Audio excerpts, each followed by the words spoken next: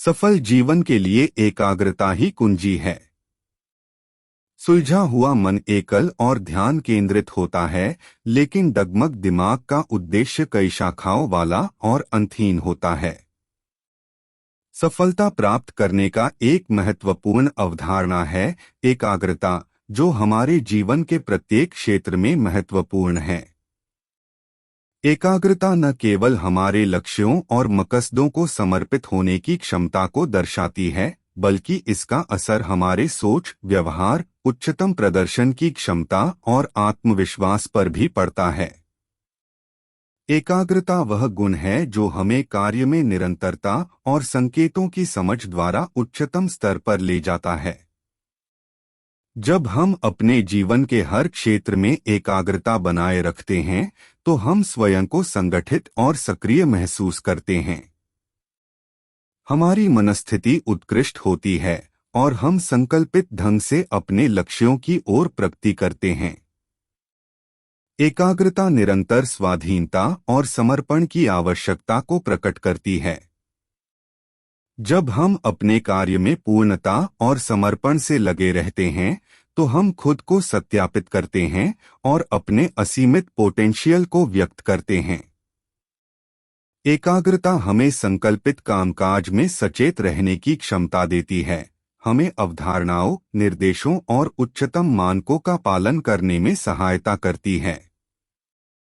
इस प्रकार सफलता के लिए एकाग्रता महत्वपूर्ण है। यह हमें अपने कार्य में व्यक्तिगत और पेशेवर उन्नति का मार्ग प्रदान करती है और हमें अपने सपनों को पूरा करने की संज्ञा देती है। एकाग्रता से हम अपनी अद्वितीयता को प्रकट करते हैं और अपने जीवन को उद्यम, संगठन और सफलता की ओर आगे बढ़ाते हैं। जब आप अपने छात्र जीवन में होते हैं, तो आपको कुछ ऐसे गुणों को प्राप्त करना चाहिए जो आपके जीवन को सुंदर और सफल बनाते हैं।